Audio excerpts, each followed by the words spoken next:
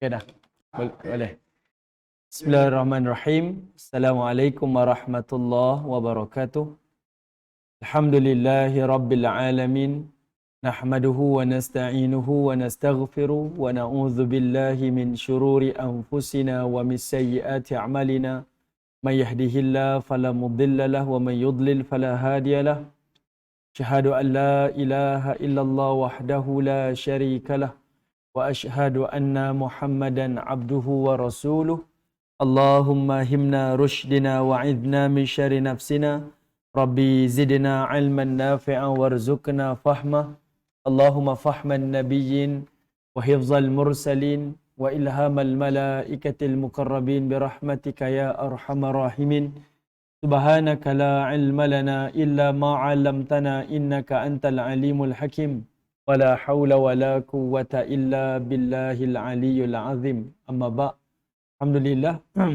Pertamanya kita syukur pada Allah Subhanahu wa taala di atas kesempatan yang Allah izinkan kepada kita pada hari ini, iaitu sama-sama kita berada di dalam majlis ilmu, sama ada secara maya ataupun secara nyata. Mudah-mudahanlah Allah Subhanahu wa taala melimpahkan kebaikan demi kebaikan, kerahmatan, ketenangan dan juga keberkatan dalam kehidupan kita, insya-Allah. Amin ya rabbal alamin. Dan insya-Allah hari ini kita akan sambung lagi, iaitu tafsir dan tadabbur kita pada surah Al-Kahf. Dan kita akan berbicara selepas ini berkaitan tentang fitnah yang ketiga, iaitu fitnah ilmu. Kita dah berbincang berkaitan tentang fitnah agama, dan kita juga telah berbincang berkaitan tentang fitnah harta, dan kali ini kita akan berbincang berkaitan tentang fitnah ilmu. Okey, dan Allah Taala mendatangkan watak pada pengajaran fitnah ilmu ini, iaitu pada kisah Nabi Musa alaihissalam bersama dengan pemudanya ataupun pembantunya yang dikenali sebagai Yusha bin Nun, dan seorang lagi iaitu seorang lelaki yang dikasihi oleh Allah Subhanahu wa taala yang dikatakan wataknya itu adalah Nabi Khidir alaihissalam. Sebenarnya ini adalah tiga para nabi lah.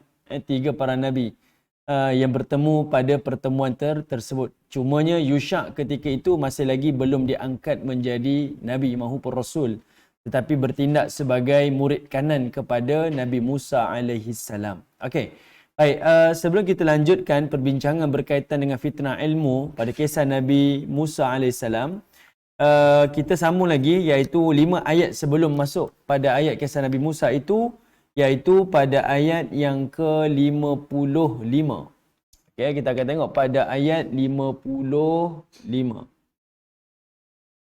Baik, pada ayat yang ke-55, Allah Subhanahu wa taala menyebutkan وَمَا مَنَعَ النَّاسَ أَنْ يُؤْمِنُوا إِذَا جَاءَهُمُ الْهُدَى وَيَسْتَغْفِرُوا رَبَّهُمْ إِلَّا أَنْ تَأْتِيَهُمْ سُنَّةُ الْأَوَّلِينَ أَوْ يَأْتِيَهُمُ الْعَذَابُ قُبُلًا. Baik, pada ayat ini Allah Subhanahu wa taala menceritakan tentang sifat manusia. Kalau tengok pada ayat 54, Allah bagi tahu manusia ni memang ada sifat suka berjidal lah. Maksudnya suka berbantah. Asal ada sahaja akan bantah. Dalam hal sekecil-kecil perkara sampailah sebesar-besar perkara. Dia suka bantah. Bukan bantah sebenarnya. Dia dari sudut ada je alasan dia. Ada je keuzuran-keuzuran. Dan ini adalah sifat kepada manusia. Jadi Allah Ta'ala bagi tahu itu adalah hakikatnya. Termasuklah pada ayat 55 itu, Allah Subhanahu wa taala menceritakan tentang keingkaran manusia, iaitu khususnya kalangan orang-orang kafir itu adalah daripada zaman dahulu sampailah zaman kini, sampailah zaman akan datang, itulah sifat manusia. Sebab itu Allah kata wa ma mana'an nas, dan apakah gerangan manusia yang suka ay yu'minu tu. Dia ni suka menghalangi manusia daripada beriman. Okey. Sedangkan ketika itu id ja'ahumul huda, walaupun ketika itu telah datangnya petunjuk kepada mereka. Wa yastaghfiru rabbahum, dan telah memohon ampunan kepada Tuhannya. Illa an ta'tiyahumus sunnatul awwalin au ta'tiyahumul azabu qubula. Kecuali kalau datang azab macam kaum yang terdahulu, umat-umat yang terdahulu, ataupun setelah datangnya azab depan mata dia, barulah dia nak bertaubat. Nah, seolah-olahnya itulah gambaran yang Allah Subhanahu Wa Taala nak bayangkan kepada kita lah. Sifat manusia ni dia memang selagi mana dia tak nampak azab, selagi mana dia tak apa kita kata, terhantuk, selagi itulah dia tak terengadah, selagi itulah dia tidak bertaubat kepada Allah Subhanahu Wa Taala. Sampai Allah Taala sebutkan ayat ini untuk sedarkan manusia. Jangan sampai azab tu dah sampai baru kamu nak menyesal, tapi dah tak berguna lagi. Kalau tuan-tuan, perempuan, ibu-ibu, ayah-ayah yang dirahmati oleh Allah, tengok pada surah Asy-Syu'ara ayat 187, ayat ini disebut oleh Al-Hafiz Ibn Kathir dalam tafsir dia, sampaikan ada kaum Nabi yang terdahulu cabar Nabi mereka sehinggakan mereka kata apa? Fa'asqid alaina kisafan minas sama in kunta minas sadiqin. Umat-umat Nabi yang terdahulu cakap pada Nabi mereka, dia kata apa? Kalau betul kamu ni Rasul, kalau benarlah kamu ni adalah pembantu Tuhan, utusan Tuhan, fa'asqid alaina, cuba jatuhkan kepada kami itu kisafan minas sama, segumpal daripada langit. Maksudnya, turunkanlah azab depan mata ni. Kalau betul kamu ni Rasul, turunkan azab daripada langit, turun kepada kami ni. In kunta minas sadiqin, kalau kamu itu adalah orang-orang yang benar. Ini satu macam kita kata apa? Diolok-olokkanlah, dijadikan ancaman para Rasul ni sebagai satu gurauan kepada mereka. Yang inilah yang Allah ancam kepada umat manusia yang menolak dakwah para Rasul. Okay? Yang menolak dakwah para Rasul. Kadang-kadang menjadikan perkara-perkara ini sebagai gurauan. Bahkan tuan-tuan, dulu kita tengok sebahagian komedian di luar negara, khususnya daripada Amerika, khususnya daripada United Kingdom, mereka menjadikan agama mereka sebagai gurauan. Hari ini penyakit ni membarah sampai ke dunia-dunia Islam. Mereka jadikan agama kita pula sebagai gurauan di dalam konten-konten lawak mereka lah. Contohnya, nanti jumpa dengan Tuhan, malaikat catat, tanya kenapa masuk neraka. Adalah kalau tuan-tuan tengok yang dah lama dah saya pernah dengar. Bila ditanyakan seorang ustaz ni, bila dia mati nanti malaikat tanya, kamu ni ke mana? Saya ni nak masuk syurga ni. Dulu amal kamu apa? Saya ni ustaz, guru agama. Kata malaikat, kamu ke neraka. Datang pula seorang ni baca Quran. Tanya amal kamu dekat dunia apa? Saya ni baca Quran. Dia kata kamu ni masuk ke neraka. Tapi bila datang seorang driver bas depan malaikat, malaikat tanya kamu ni dulu kerja apa? Saya ni driver bas. Kata malaikat ni kamu masuk syurga. Dia jadikan konten lawak. Bila tanya kenapa masuk syurga?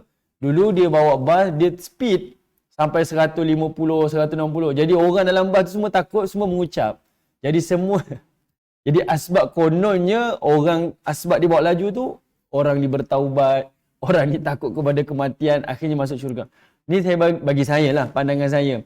Gurauan ni melampau lah. Gurauan ni melampau. Yelah, adalah mesej di situ. Walaupun dari sudut gurauan, tapi ada hadnya dalam kita bergurau. Dalam perkara-perkara yang tidak benar, itu adalah satu ancaman daripada Nabi SAW. Jadi, kalau orang dahulu cabar Rasul-Rasul mereka, kalau betul kamu Rasul, turunkanlah ancaman-ancaman daripada langit ni kalau kamu adalah orang yang benar. Sebab itu Allah kata apa? Selagi mana mereka tak nampak azab depan mata mereka, ataupun seperti mana azab umat yang terdahulu, selagi itulah kata Allah, mereka itu sekali-kali tidak akan bertaubat kepada Allah Ta'ala. Inilah namanya kedegilan. Okay? Inilah namanya kedegilan. Okey, baik. Kemudian, ayat yang ke-56. Pada ayat 56, Allah Subhanahu Wa Ta'ala menyebutkan, kata Allah Ta'ala, وَمَا نُرْسِلُ الْمُرْسَلِينَ إِلَّا مُبَشِّرِينَ وَمُنْذِرِينَ. Dan kata Allah Subhanahu Wa Ta'ala, dan tidaklah kami mengutuskan para rasul itu illa mubashirin wa munzirin. Tuan-tuan perhatikan dekat sini. Ayat ni menunjukkan kepada kita apa matlamat Allah mengutuskan para rasul dan Allah mengutuskan para nabi. Matlamat Allah satu je. Wa ma nursilu, dan tidak kami mengutuskan al-mursalin, para rasul, illa, Allah letakkan istisna dekat situ, kecuali satu je matlamat dia. Mubashirin wa munzirin, iaitu sebagai pembawa kabar bergembira pada orang beriman dan sebagai kabar azab peringatan kepada orang yang kufur kepada Allah Subhanahu wa taala. Ayat 56. Okey. Mesej senangnya Allah Taala kata, para rasul yang kami hantar ni sebagai kabar gembira pada orang beriman dan kabar peringatan amaran kepada orang-orang yang kufur kepada Allah Subhanahu wa taala. Jelas, clear Allah Taala sebut. Okey. Dan sebab itu, kalau kita baca dalam surah Al-Mulk, bila manusia ni masuk dalam neraka, apa soalan yang ditanya oleh malaikat Zabbaniyah kepada penghuni neraka? Kita baca surah Al-Mulk kan? Allah kata apa? Kata Allah Subhanahu wa taala, takadu tamayyazu minal ghaiz. Neraka ni dia dalam keadaan marah dengan penghuni neraka ni, hampir-hampir pecah. Kullama ulqiya fiha faujun. Dan seluruh penghuni neraka ni akan dilemparkan ke dalam neraka dalam keadaan berkumpulan. Allah sebut kalimah faujun. Manusia akan ke neraka dalam keadaan berkumpulan. Kenapa berkumpulan? Allah nak bagi ingatkan kepada kita, boleh jadi kita ke neraka ni adalah ditarik oleh orang lain, dan boleh jadi juga kita ni lah yang menarik orang lain masuk ke dalam neraka Allah. Lalu Allah kata apa? Penghuni neraka tu akan ditanya oleh penjaga-penjaga neraka. Apa dia? Sa'alahum khazanatuha. Khazanah tu artinya penjaga-penjaga neraka tanya pada penghuni neraka. Apa tanya dia? Alam ya'tikum nadhir. Adakah telah datang kepada kamu pemberi amaran, pembawa peringatan? Siapa? Para rasul. Nak kata benda tu penting tak penting, sampai manusia dah berada dalam neraka ni, yang menyebabkan dia ke neraka ni, sampai ditanya, kamu ni dulu dekat dunia, tak ada ke orang yang datang bawa peringatan? Tak ada ke orang yang dulu ni bawa amaran pada kamu? Apa kata Allah Ta'ala? Penghuni neraka jawab, qalu bala. Dia kata, ya, qad ja'ana nadhirun. Ya, dulu adanya pembawa-pembawa peringatan kepada kami, para rasul, para nabi. Tapi apa berlaku? Fakadzabna. Kami dustakan mereka. Okay? Jadi tuan-tuan, Allah ingatkan kita masa kita masih lagi bernafas ni. Allah bagi masa lagi pada kita ni. Tengah bernafas ni Allah ingat kepada kita. Jangan kamu tolak para nabi, jangan kamu tolak para rasul ni. Okay? Ikutilah apa yang mereka telah tunjukkan. Sebab kamu akan jadi satu penyesalan di hari akhirat. Ibu-ibu, ayah-ayah yang dirahmati oleh Allah. Mungkin ibu-ibu ingat lagi saya pernah sebut. Ada satu ayat di dalam Al-Quran, Allah Ta'ala ingatkan kepada kita, salah satu ucapan penghuni neraka di dalam neraka. Dia kata apa? Celakalah kami, celakalah kami. Kalaulah kami ni mengikut jalan para rasul. Dekat dunia, angkuhnya dia, sombongnya dia. Buat apa saya ikut rasul ni? Kalau tidak, saya ni konservatif lah. Rasul ni lama dah lapuk dah. Dia tak relevan zaman kini. Kita akan kata macam itu. Tapi di hari akhirat, ketika diazab, manusia akan cela diri. Celakalah kami, celakalah kami. Kenapa kami tak mengikut jalan para rasul? Sebab itu Allah Ta'ala ulang tuan-tuan perkataan ni, supaya sentiasa ingat di dalam fikiran kita. Seperti mana tubuh kita sangat memerlukan kepada ubat untuk sihat, macam itulah iman kita sangat memerlukan para rasul sebagai hidayah. Okay? Penting para rasul ni dalam kehidupan kita. Lalu kata Allah Ta'ala, wa yujadilul ladzina kafaru bil batil liyudhidu bihil haqq. Kata Allah Subhanahu wa Ta'ala, tapi orang kafir ni bukan sekadar dia cabar, ayat 55 sebelum ni kan saya sebut tadi. Bukan sekadar orang kafir ni cabar, turunkanlah azab depan mata kami ni. Kalau kamu betul rasul, turunkan azab. Bukan sekadar tu.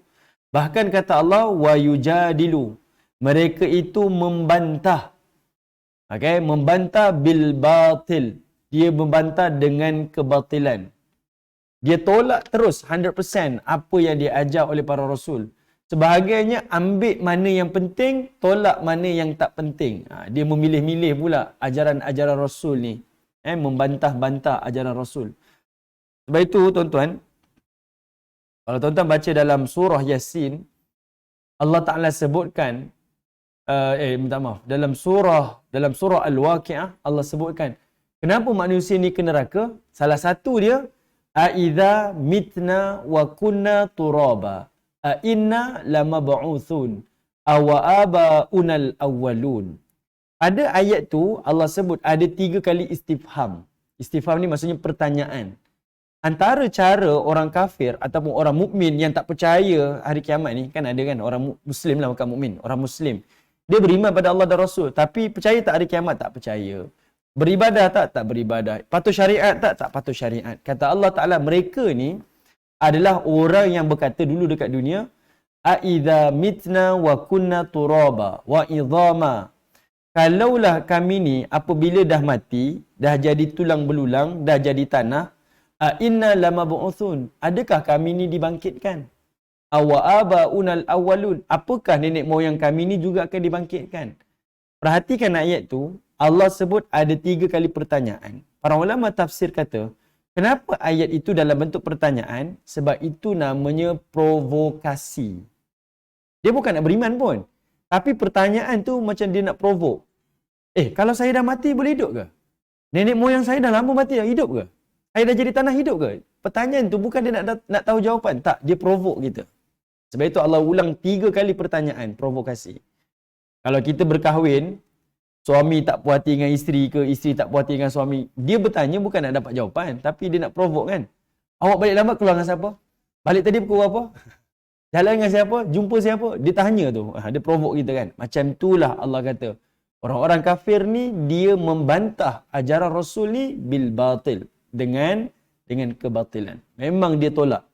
Kemudian kata Allah, liyudhidu bihil haqq, dan mereka cuba untuk apa kita kata, liyudhidu tu maksudnya dia cuba nak melenyapkan ataupun dia nak menumbangkan ke perkara yang hak. Dari sudut logik akal dia fikir-fikir balik, betul lah alam ni mesti ada Tuhan, sebab alam ni dalam keadaan kompleks, macam diatur. Manusia buat kerja dia, binatang buat kerja dia, tumbuh-tumbuhan buat kerja dia. Tapi dia kat situ ada perasaan tapi tu. Tapi dia cuba nak melenyapkan kebenaran. Allah Ta'ala sendiri sebut. Dan inilah namanya pilihan. Manusia sendiri memilih sama ada nak beriman ataupun kufur. Manusia sendiri memilih untuk percaya ataupun tidak. Dan inilah namanya hidayah. Tuan-tuan kalau baca dalam tafsir, siapa nama ni, Dr. Wahbah Az-Zuhaili dalam tafsir Al-Munir, Dr. Wahbah ni letakkan hidayah ni ada 4. Pertama iaitu hidayah dari sudut fitrah. Hidayah dari sudut fitrah. Hidayah fitrah ni apa? Hidayah panca indera ni. Budak-budak lahir je, dia pandai macam mana nak menyusu. Kan, itu fitrah kita kan. Itu hidayah Allah. Penting hidayah ni. Dia ada 4. Pertama, hidayah ni dia lahir je, budak-budak nak menyusu. Kemudian sampai satu tahap, budak-budak ni pandai bergolek. Masih. Ke kita yang tunjukkan anak kita, Along, baby tengok papa golek ni. Kita pun golek, anak pun golek. Hidayah ni kan, budak tu sampai masa dia golek sendiri. Kemudian dia merangkak sendiri. Kemudian dia duduk sendiri. Kemudian dia berdiri sendiri, berjalan sendiri kan. Itu namanya hidayah. Itu tahap yang pertama, asas. Fitrah Allah beri pada seluruh manusia. Hidayah yang kedua adalah hidayah bayyinah, iaitu datangnya keterangan-keterangan melalui Quran dan juga sunnah. Hari ini kita jadi saksi. Apa-apa berkaitan dengan agama ni, Quran ataupun sunnah, semuanya mudah diakses. Orang mukmin pun boleh akses, orang musyrik pun boleh akses. Betul kan? Ataupun datangnya orang-orang yang membawa peringatan pada kita, para nabi, para rasul, termasuklah pendakwah-pendakwah datang ingatkan kepada kita. Itu hidayah yang kedua.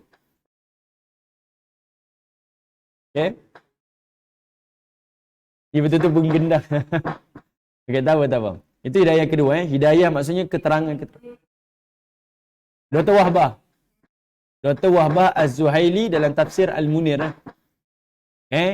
Hidayah kedua ni, hidayah Allah berikan kita akal ni, kita berfikir. keterangan-keterangan Quran sampai, keterangan-keterangan sunnah sampai, musyrik ke mukmin semua orang tahu. Semua orang mendengar dan semua orang melihat. Sebab itu dunia hari ini tanpa sepadan. Kita tak ada sebab dan tak ada keuzuran. Saya tak tahu pun ya Allah, tak ada. Tak ada alasan. Sebab semua orang boleh akses semua ni. Okay. Hidayah yang ketiga, inilah namanya hidayah taufik. Sebab berapa ramai yang tahu benda yang betul, benda yang salah, berapa ramai yang mematuhinya. Tak ramai. Kan? Saya tahu benda ni betul, saya tahu benda ni salah. Yang betul tu berapa ramai yang buat. Dan yang salah tu berapa ramai yang tinggalkan. Kadang-kadang kita tahu benda tu betul, saya tak buat. Saya tahu benda tu salah, tapi saya buat. Itu namanya hidayah taufik. Hidayah yang ketiga. Dan hidayah yang keempat adalah hidayah yang membawa kita ke syurga Allah. Iaitu yang kita minta dalam Fatihah tu. Ihdinas siratal mustaqim. Hidayahkanlah kami, tunjukkanlah kami jalan yang lurus. Ada ni 4 hidayah. Hidayah fitrah, hidayah bayyinah, hidayah taufik dan hidayah al-jannah. Ada 4 hidayah. Jadinya Allah Ta'ala kata liyudhidu bihil haqqa. Orang kafir ni bukan sekadar cabar, olok-olokkan para rasul tu, mengejek-ngejek para rasul tu, turunkanlah kalau betul kamu rasul, turunkanlah azab sekarang. Macam itulah. Kedua, iaitu mereka ni membantah tanda-tanda itu dengan batil, mencabar-cabar. Kemudian mereka menumbangkan perkara-perkara yang hak ini, cuba melenyapkan perkara yang hak ini dengan pilihan dia sendirilah. Ini namanya pilihan. Sebab itu manusia nanti di hari akhirat, bila dia ke neraka Allah, saya dah sebut banyak kali dah, dia akan mengakui dosa yang dia buat. Fa'tarafu bidzambihim fasuqqan li ashabis sa'ir.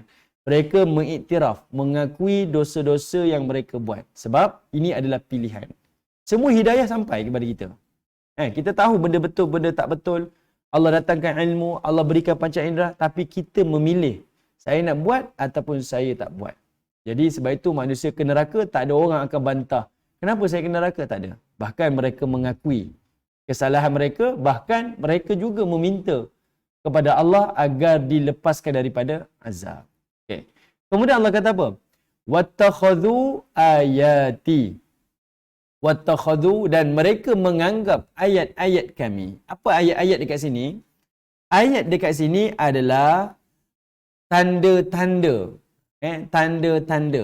Apa tanda-tanda dekat sini? Dia ada 3. Para ulama tafsir kata apa? Iaitu hujah, bukti dan juga mukjizat daripada para rasul. Sebab ayat ni cerita pasal para rasul kan? Beriman pada rasul ni. Hujah, bukti dan juga mukjizat. Melalui keterangan Quran, melalui sunnah Nabi, melalui mukjizat-mukjizat yang mereka saksikan. Wa ma unziru, dan kami berikan mereka peringatan-peringatan. Huzwa, tapi mereka olok-olokkan. Mereka main-mainkan. Macam-macam dah disampaikan kepada mereka, tapi mereka sendiri yang menolak dakwah para rasul. Baik. Kemudian ayat yang ke-57.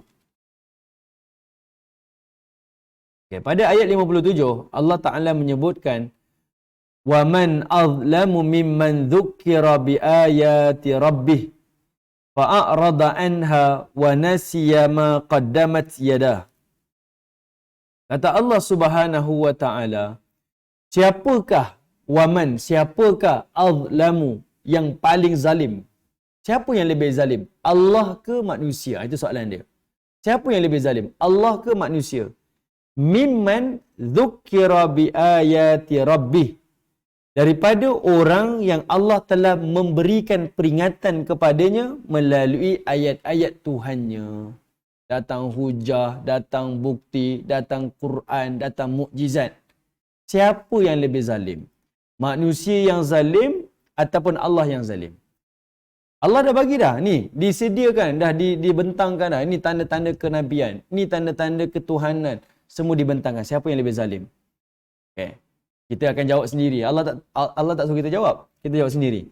Lalu Allah kata apa? Fa'arada anha. Setelah dibentangkan semua bendanya, lalu mereka fa'arada anha, mereka tetap berpaling. Tetap berpaling daripada ayat-ayat Allah Ta'ala. Allah gunakan perkataan fa dekat situ kan. Huruf fa tu. Kita dah sebut banyak kali dah. Fa tu namanya fa'ful ataf. Maksudnya, setiap kali diturunkan tanda, tolak. Saya tak percaya. Saya tak beriman. Saya tak percaya, saya tak beriman. Okey, ibu-ibu yang dirahmati Allah, di sinilah yang menjadi bridge daripada cerita harta tadi tu, nak berpindah kepada fitnah ilmu. Apa tak? Daripada fitnah harta tu nak jadi fitnah ilmu kan? Manusia ni tertipu dengan harta dia sebab inilah kekufuran, tak keimanan pada Allah dan Rasul. Kenapa mereka jadi macam ni? Sebabnya kesombongan. Dari sudut logik akal, saya tak percayalah benda ni. Akal saya tak boleh terima, tak boleh accept lah benda-benda macam ni. Benda-benda gaib ni saya tak percaya. Dia rasa macam tu. Sebab apa? Merasakan dia lebih berilmu. Maka datanglah cerita fitnah ilmu kepada Nabi Musa alaihi salam. Kenapa manusia berpaling, pekat dengan telinga ni? Saya tak dengar, saya tak nak dengar. Minta maaf, saya tak nak dengar. Sebab apa? Dia rasa dia lebih tahu. Saya dah mata, saya dah lihat dah. Saya ada telinga, saya dengar dah. Saya ada akal, saya boleh fikir dah. Tapi dia menolak kebenaran-kebenaran daripada Tuhan. Sebab itu Allah kata fa'arada anha. Mereka terus berpaling daripada ayat-ayat Allah. Wa nasiya ma qaddamat yadah. Dan mereka telah lupa apa yang dilakukan oleh tangan-tangan mereka, iaitu hal-hal kemungkaran. Hal-hal kemungkaran, hal-hal kebatilan. Okay? Kemudian Allah Subhanahu Wa Taala menyebutkan, Inna ja'alna ala qulubihim akinnatan an yafqahu. Okay, tuan-tuan perhatikan dekat sini. Kita jangan rasa pelik kenapa ada manusia, kita dah sampaikan dakwah, kita dah nasihatkan, kita dah cakap, dia macam tak ambil peduli langsung. Sebab apa? Ini Allah sebutkan. Antara sebabnya, Inna ja'alna. Sebab kami telah jadikan ala qulubihim, ke atas hati-hati mereka itu, akinnah. Akinnah tu maksudnya penyumbat. Allah dah sumbat dah hati dia. Maksudnya dah tutuplah hatinya, gelap lah. Dia tak boleh tembus dah dengan cahaya-cahaya kebenaran. Dia tak akan lembut lagi dengan nasihat-nasihat. Ini salah Tuhan ke? Tak salah Tuhan. Ini adalah salah perbuatan kita. Okey, tuan-tuan buka dalam surah Al-Mutaffifin. Tengok surah Al-Mutaffifin. Surah yang ke... Surah ni kita dah bincang dulu masa kita baca Juzul Amma kan. Surah Al-Mutaffifin, surah yang ke-83. Surah 83, tengok pada ayat yang ke-14. Surah 83, ayat 14 dan ayat 15. Okay. Allah Ta'ala sebutkan tentang orang yang kufur, orang yang musyrik, yang tak beriman kepada Allah ni. Allah kata apa? Bal rana ala qulubihim. Kalau mereka ni tak beriman kepada Allah, maka Allah letakkan ron. Ron tu maksudnya selaput. Allah tutup hati dia. Yang ni yang kita selalu dengar. Dia buat satu dosa, ada tumpuk satu hitam. Dia buat satu lagi dosa, dia tumpuk satu lagi hitam. Sebab itu dosa ni dia boleh jadi dosa besar apabila kita meremehkan dosa kecil. Kalau saya buat benda ni dosa kecil pun, daripada kecil tu dia diremehkan, akhirnya menjadi dosa kabair, dosa-dosa besar. Okay. Jadi Allah Ta'ala tutup hati dia dengan selaput. Makanu yaksibun, asbab kerana apa yang mereka kerjakan. Ini jadi dalil. Bukan Allah sengaja letak penyumbat akinnah tadi tu. Tak, itu adalah asbab perbuatan dia. Orang yang melakukan maksiat, dia rugi. Dunia rugi, akhirat rugi. Sebab apa? Dunia Allah tutup hati dia daripada hidayah. Kemudian Allah kata apa? Kalla, tengok ayat 15. Kalla innahum ar-rabbihim yawma idzil lamahjubun. Jangan kamu buat macam tu, sebab di hari akhirat pula Allah akan tutup mata dia daripada lamahjubun. Dia akan terlindung, terdinding, akan terhijab daripada melihat Allah Ta'ala. Dunia Allah tutup hati dia. Akhirat Allah tutup mata dia.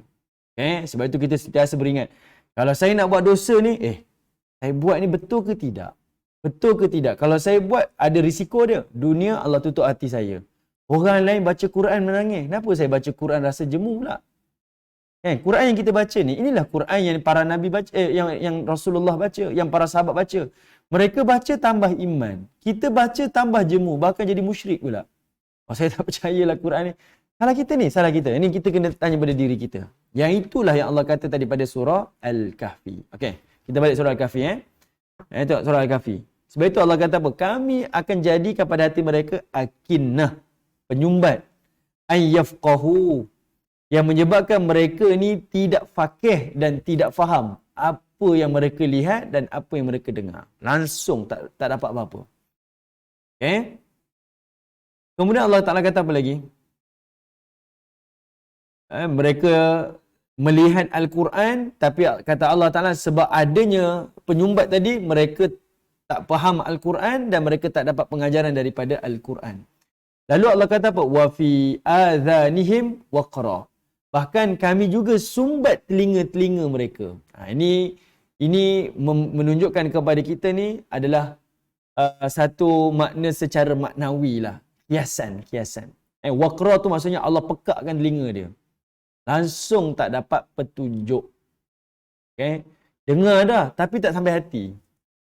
Kita dengar dah nasihat ni, tapi tak sampai ke hati kan. Ada orang dia dengar, dia faham. Kadang-kadang dia menyebabkan itu penolak dia untuk buat kebaikan. Saya ada seorang kenalan lah. Ini bekas majikan saya lah. Dia ni, dia cerita. Dulu dia ni kerja dengan artis. Dia ni kerja dengan syarikat rakaman artis. Dia buatlah mana-mana artis-artis yang grade A Malaysia ni dia uruskan. Dia ni kira apa kita kata PR lah. Pujuk rayu, bukan public relation. Dia PR, dia pujuk rayu. Memang kalau kita sembang dengan dia, kita rasa di entertain tu sangat baik. Sebab dia memang itu dia punya kita kata kepakaran dia lah. Dia uruskan grade A punya artis. Semualah kalau saya sebut nanti tuan-tuan kenal ya. Kemudian dia kata, saya ni kalau nak kata buku agama, stiker agama ni banyak. Dulu kan orang jual stiker agama kan. Ni doa masuk kereta lah, ni masuk tanda kan orang jual kan dulu kan. Sekarang kita tak jumpa dah. Dia kata benda tu biasa je. Saya rasa macam selalu nampak. Tapi satu hari tu Allah jentik hati dia. Dia tarik dekat rak buku rumah dia tu. Stiker ada satu doa tu jatuh depan dia. Dia ambil, dia baca. Dan dia rasa macam, apa yang saya buat dalam hidup ni? Dia kata fasa perubahan tu masa umur dia awal 30-an. Tiba-tiba, masa tu rambut merah. Dia kira ragat habis ni. Memang ragat lah. Tapi bila dia tengok tu dia macam terdiam. Dia kata, apa yang saya buat sebenarnya dalam hidup ni? Macam saya nak ke mana sebenarnya? Allah berikan hidayah. Kadang-kadang kita sendiri tengok pada diri kita. Sampai satu masa tu dia ada sampai, kita kata apa? Ada perubahan tu kan. Dengan jalan yang kita rasa, dulu saya macam biasa je. Tapi ada satu titik permulaan tu, starting point kita tu berubah. Benda yang simple-simple, benda yang kita rasa tak adalah apa pun. Tapi dia berubah. Ada orang kata melalui mimpi lah. Ada orang kerana kematian mak dia lah. Ada orang kerana kematian anak dia. Benda tu jadi starting point. Saya ada jiran, dia berubah sebab anak lelaki dia lahir. Dia dapat anak perempuan. Anak perempuan. Tiba-tiba dapat anak lelaki. Dan dia rasa macam, saya perlu berubah lah. Tiba-tiba je, kita macam, ada apa pun bagi kita. Tapi bagi orang, Allah Ta'ala jadikan itu sebagai petunjuk. Sebab itu Allah kata, ada manusia Allah tutup hati dia, Allah tutup telinga dia daripada terima hidayah. Macam jalan-jalan.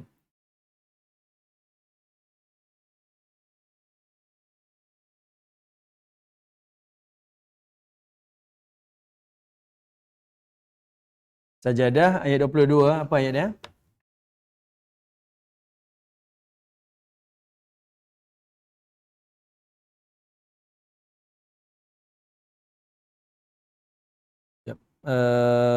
Saya tengok surah As-Sajadah.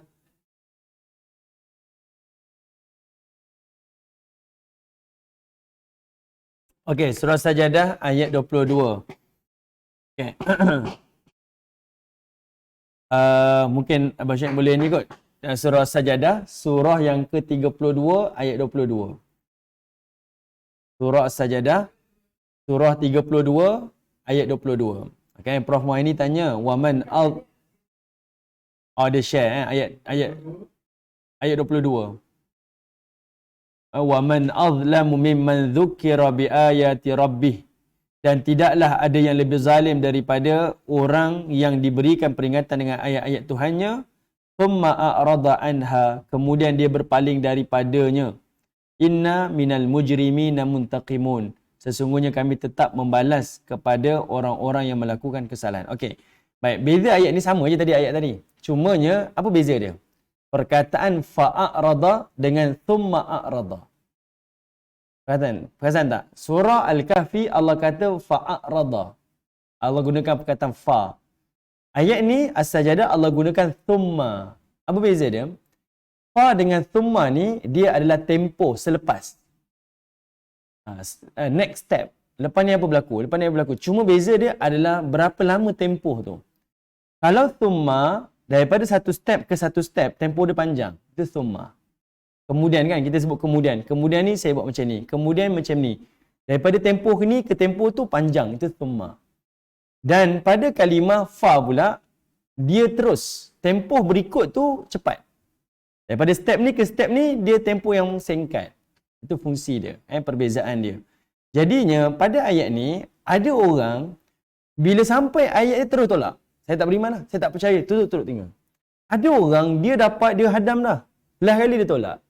Ada bentuk orang macam itulah. Pelbagai jenis. Ramai yang berpaling. Tapi inilah namanya hidayah. Ini namanya hidayah. Terima kasih pada Prof. Yang menambahkan lagi lah kita punya pemahaman. Okey, baik. Kemudian. Allah Ta'ala tutup hati dia dengan penyumbat sampai mereka tak faham kandungan Quran. Kita tengok Quran yang sama, kita tengok hadis yang sama, tapi cara kita beragama lain-lain. Sebab ini hidayah. Dan yang keduanya adalah kita yang disumbatkan, dipekakkan telinga kita secara maknawi. Lalu Allah kata apa? Wa in tad'uhum ilal huda. Dan kalaulah dan jikalah engkau seru mereka kepada hidayah, bawa dia pada petunjuk, nasihatlah dia, dakwahlah kepadanya, falan yahtadu idzan abada. Mereka tidak akan mendapat hidayah itu selama-lamanya. Allah menggunakan perkataan lan dekat situ. Lan ni adalah penegasan selama-lamanya. Lan tu dia merujuk pada masa akan datang. Lan, dia tidak akan beriman, macam jaminan. Sampai bila-bila dia tak akan beriman. Kalau Allah menggunakan perkataan lam, itu dulu. Dulu dia tak pernah buat. Tapi akan datang buat tak? Mungkin buat. Tapi kalau lan akan datang, dia takkan pernah buat. Jadi Allah Ta'ala ingatkan kepada kita. Ayat ni apa dia? Ayat ni kepada kita supaya jangan melakukan maksiat. Jangan ingkari perintah Allah. Sebab hidayah ni Allah boleh beri siapa-siapa pun. Tapi kalau kita terus-menerus melakukan maksiat, itulah yang akan mematrikan hati kita. Macam dipatri, jadi batu, jadi keras. Kemudian dinasihatkan, tak nak dengar, berdegil. Lepas tu kita pernah jumpa ada orang makin tua, makin miang. Makin tua, makin ragut. Makin tua, makin tak sedar diri kan. Dengan rambut dah putih-putih, pakai seluar pendek atas lutut lagi. Dia nak pergi mana sebenarnya ni? Dia sampai ke mana dah dia? Itu kita kena beringat. Bukan kita nak tengok orang lain. Tapi ini adalah peringatan kepada kita semua. Kita dah menempuh kepada keadaan-keadaan tersebut. Okay? Saya sendirilah. Saya nak masuk 40-an dah. Okay? Bagi kita muda lagi lah. Tapi bagi saya ingatkan diri saya. Dulu gagah lah. Kalau nak drive ni, pergi Penang balik hari boleh. Saya masih lagi boleh pergi Penang balik hari. Tapi dia akan bawa tu dalam keadaan itu sebenarnya ingatan pada saya. Awak tak gagah macam dulu. Kalau awak awal-awal 20-an, hujung 20-an tu gagah lagi. Kalau nak drive tu tak ada masalah. Sekarang ni asal drive dah menguap-menguap dah. Sedangkan baru 30-an kan. Tapi itu ingatan kepada kita. Ingatan pada kita. Tapi kadang-kadang kita tak fikir benda tu. Kita fikir apa? Ni faktor usia. Yelah faktor usia. Tapi apa sebenarnya ingatan pada Allah? Ingat, kita dah sampai ke penghujung dah. Kalau jalan pun dah tak kuat kan, sakit pinggang, bangun tidur rasa tak selesa, itu semua ingatan-ingatan daripada Allah Subhanahu Wa Taala. Okey, ini ada satu benda yang saya nak share, tapi benda ni keluar daripada kita topik lah. Peringatan kepada kita, para ulama kita kata apa? Kalau kita bangun pagi, bangun dalam keadaan kita sehat maksudnya tak gunakan apa-apa ubat-ubat lah. Maksudnya sehat lah, sehat. Kalau makan ubat pun sekadar minima je. Tapi boleh berjalan, boleh bercakap, boleh bergurau. Kalau kita bangunnya sihat, bangunnya cukup makan dan juga bangunnya dalam keadaan aman, itu dah dikira dunia tu dah dikumpulkan kepada kita dah. Kadang kita ingat dunia ni, kita kena kaya, bangun kena ada harta, ada pembantu rumah. Tak. Dikatakan dunia ni cukup pada kita ni, bangun tu sihat lah. Bangun tu cukup makan. Nak cukup makan ni, jangan kata cukup makan. Kita hari ni makan pun milih. Hari ni makan apa? Canai ke? Roti tampal ke? Kan? Kita siap pilih lagi nak makan apa. Nak kata cukup makan. Kemudian, kita bangun dalam keadaan aman. Tak ada ancaman, tak ada orang nak buat apa-apa. Kita sendiri memilih nak bangun pagi, nak bangun tengah malam, nak bangun petang, silakan. Ini dah kira dunia tu dikumpul pada kita.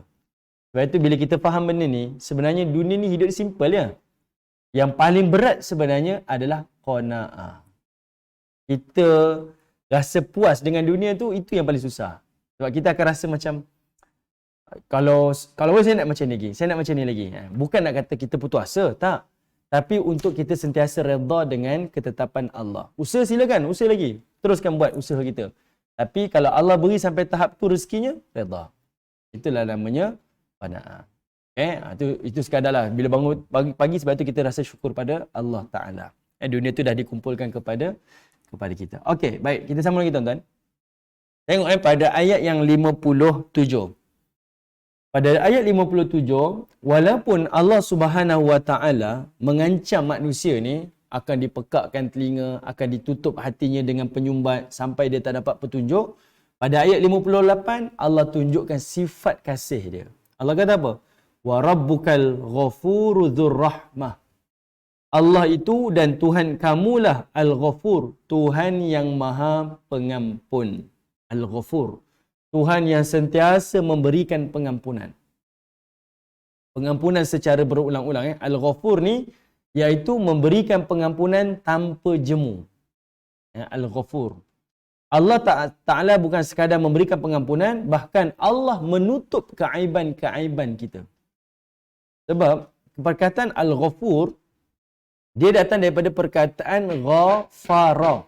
Ghain Fara. Ghain Fara ni artinya menutup ataupun melindungi. Sebab itu dalam bahasa Arab, helmet pergi perang tu dinamakan sebagai mighfar. Topi perang dipanggil mighfar. Mighfar. Apa maksud mighfar tu? Maksudnya penutup, pelindung kepala kita ni daripada tetakan pedang. Dia tapi kalau yang dengar daripada ni tak bising kan? Okeylah kan. Perkataan Al-Ghafur, dia datang daripada perkataan Ghafara. Ini artinya penutup. Topi perang disebut sebagai mighfar. Mighfaru ni maksudnya topi perang. Kenapa? Sebab fungsi topi perang tu adalah sebagai penutup ataupun pelindung. Penutup ataupun pelindung. Jadinya, maksud Allah Al-Ghafur ni, Tuhan yang tak pernah jemu memberikan pengampunan. Kita taubat, Allah beri pengampunan. Taubat, beri pengampunan. Taubat, beri pengampunan. Dalam masa yang sama, Allah juga Tuhan yang akan menutup keaiban dan kesalahan kita. Kita buat satu kesalahan, kita taubat. Allah ampun dan Allah tutup. Tak ada orang akan tahu. Dan Allah tak akan bongkarkan keaiban dan kesalahan kita sampai bila-bila. Kalau kita dengan manusia, sekali kita buat salah, diingat. Dan boleh jadi dia akan buka aib kita satu masa nanti kan. Kalau ada media sosial hari ni, habis semua dia tunjuk dalam media sosial. Ni gambar, ni video yang pernah dia buat dulu. Habis, malu kita. Tapi kalau Allah Ta'ala, dia bukan sekadar mengampunkan, bahkan dia akan menutup keaiban dan kesalahan-kesalahan kita. Dia menutup. Itu maksudnya Al-Ghafur. Dan Allah kata, dialah Tuhan yang memiliki Ar-Rahmah. Ar-Rahmah ni adalah belas kasihan. Saya pernah sebutkan, Rahmah ni apa maksud dia Rahmah? Rahmah ni, belas kasihan Allah, Allah memberi mengikut keperluan kita. Rahmah ni maksudnya kasih sayang Allah, belas kasihan Allah, Allah memberi mengikut keperluan kita. Maksudnya, ada benda yang kita tak boleh fikir. Ada benda yang kita tak boleh fikir. Kita rasa macam, oh, kalau saya dapat, saya rasa benda tu lebih baik untuk saya. Sebenarnya tak. Boleh jadi, apa yang kamu tak dapat, itu lebih baik. Sebab itu adalah ketentuan daripada Allah Ta'ala. Betul-betul. Okay, saya rasa macam ni. Sebab saya pun tak dengar suara saya jadi. Okay, tak apa. Okay, jadinya, kata rahmah tu, Allah nak bagi tahu, Allah memberi kasih sayang dia kepada kita, apa yang Allah beri itu yang paling terbaik. Ada sudut pandang kita, apa yang kita dapat, kita rasa kita lebih baik. Tapi sebenarnya tak. Yang kita rasa, ini baik untuk saya, sebenarnya tak. Tapi apa yang Allah tetapkan, itulah yang terbaik. Contoh. Sebab nanti tuan-tuan akan masuk kisah Nabi Musa, tuan-tuan akan tengok, Nabi Musa merasakan dia buat macam ni baik. Tapi Allah tunjukkan sebaliknya. Apa yang Allah tetapkan, itu lebih baik daripada apa yang kamu rasakan, itu yang terbaik untuk kamu. Itu namanya rahmah. Ada orang dia kata, saya ni kan bagus kalau dapat anak ramai-ramai. Tapi tengok takdir Allah, Allah bagi anak dia sedikit. Sebab Allah nak bagi tahu, itulah rahmah aku, belas kasihan aku kepada kamu. Sebab boleh jadi anak ramai itu bukan menjadi kebaikan kepada kamu, bahkan merosakkan kamu. Bahkan menjadikan kamu ni lebih macam-macam lah, kufur ke, jadi zalim ke, jadi jahat dan sebagainya. Itu namanya rahmah. Rahmah tu kasih sayang Allah. Allah memberi mengikut keperluan kita. Okay? Bukan mengikut kehendak kita. Okay? Allah sahaja yang tahu keperluan-keperluan kita. Baik, macam mana kita nak tengok sifat rahmah Allah ni, pengampunan Allah yang maha luas? Tuan-tuan buka dalam surah Al-Buruj. Okay?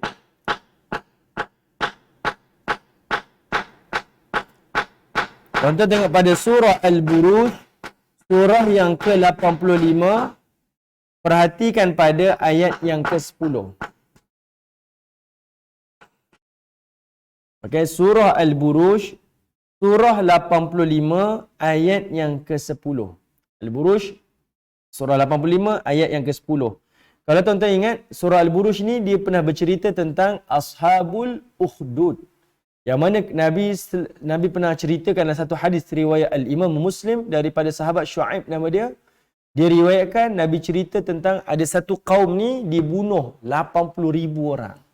Ada yang kata lebih daripada tu. Orang lelaki dan orang perempuan mukmin dibunuh hidup-hidup. Kerana apa? Sebab raja tu beriman kepada Allah dan Rasul. Sebab ada seorang gulam tu. Ada seorang budak lelaki tu. Panjang cerita dia. Saya tak ceritalah. Jadinya kerana raja ni marah. Lalu Allah kata pada ayat 10. Tengok. Innal ladzina fatanul mu'minin wal mu'minat. Orang yang telah membuang, yang melemparkan ataupun yang menjatuhkan hukuman pada lelaki mukmin dan wanita mukminat. Thumma lam yatubu, kemudian dia tidak bertaubat kepada Allah.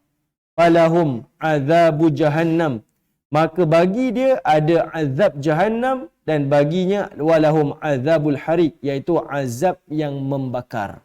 Okey, ayat tu jelas tuan-tuan.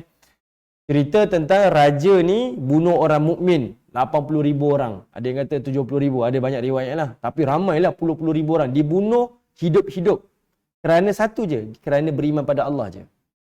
Dia bukan nak jadi kudeta, bukan nak rampas kerajaan, bukan nak tumbangkan kerajaan yang sebenar, tidak. Dia tak buat apa-apa, hanya beriman, dia dibunuh hidup-hidup. Tapi pada ayat 10 ni, kata Hasan Al-Basri, di sinilah menunjukkan sifat rahmah Allah. Kenapa? Sebab Allah kata, dia ni raja yang membunuh ni, kalau dia tak bertaubat, dia akan dimasukkan ke dalam neraka. Artinya, Allah memberikan dia satu peluang. Walaupun dia pernah bunuh 70,000 orang, kalau dia bertaubat, Allah ampunkan dosa dia. Sebab itu Allah sebut, thumma lam yatubu. Kalau dia bertaubat, Allah ampunkan. Tapi sebab dia tak bertaubat, Allah Ta'ala masukkan ke dalam neraka. Bayangkan tuan-tuan, dah bunuh 70,000 orang, tapi tetap dapat pengampunan daripada Allah. Asbab kerana taubat. Kita yang tak pernah bunuh, walaupun seorang ni sudah tentulah kita rasa dosa kita besar mana pun, jangan putus asa daripada rahmat Allah. Jangan putus asa dengan kasih sayang Allah. Allah tu tetap Tuhan yang Maha Pengampun. Okay. Yang itu satu mesej yang Allah nak sampaikan. Sebab itu bila Allah cerita ayat panjang-panjang tadi tu, lalu Allah Ta'ala sebut, macam mana pun Tuhan kamu Al-Ghafur Dzur Rahmah. Dia Tuhan yang Maha Pengampun dan Tuhan yang memiliki rahmat yang maha luas. Okay? Macam mana pun keadaan kita tuan-tuan, kita buat kesalahan yang besar mana pun, peluang pengampunan dan peluang untuk dapat rahmat Allah tu masih lagi luas. Sebab secara fitrahnya, bila kita buat sekian-sekian dosa dan maksiat, kita kan sentiasa rasa apa? Saya ni tak layak lah. Saya rasa saya ni tak akan masuk syurga lah. Saya rasa Tuhan saya tak akan ampunkan saya lah. Allah nafikan. Tak. Kamu tetap ada peluang di sisi Allah Subhanahu wa Ta'ala. Okay? Yang itu antara yang Allah Ta'ala nak sampaikan kepada kita. Okey. Tengok ayat berikutnya. Allah kata apa? Lau yu'akhidhuhum bima kasabu la'ajjala lahumul azab. Kata Allah Subhanahu wa Ta'ala, kalaulah Allah Ta'ala nak menimpakan bima kasabu, apa yang mereka lakukan, apa yang mereka usahakan, la'ajjala lahumul azab. Allah boleh segerakan azab. Boleh. Kamu buat macam ni, Allah segerakan azab. Boleh, sangat boleh. Ayat 58. Allah kata, kalau sebab itu Allah mulakan dengan perkataan lau. Kalau aku nak timpakan azab atas perbuatan kamu, la'ajjala. La'ajjala tu Allah nak segerakan. Kalau Allah nak segerakan, boleh. Tapi Allah berkehendak untuk tangguhkan. Siapa kita nak kata, kenapa Allah Ta'ala tak timpakan azab? Itu kehendak dia. Siapa kita nak nafikan? Dia nak buat apa yang dia nak, terpulanglah. Itu hak dia kan sebagai Tuhan dan kita sebagai hamba. Allah kata, kalau aku nak segerakan, memang boleh. Dan Allah Ta'ala sendiri sebut dalam surah As-Sajadah, walau syi'na la'ataina kulla nafsin hudaha. Dan kalau kami nak beri hidayah kepada seluruh manusia pun boleh. Tak ada masalah. Itu kehendak dia.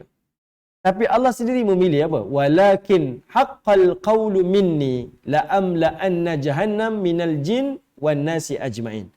Akan tetapi datang daripada ucapan Allah, qawlu minni, ataupun ketetapan Allah, la'amla'anna jahannam minal jin wan nasi ajma'in. Allah sendiri yang nak penuhkan neraka itu daripada kalangan jin dan juga manusia.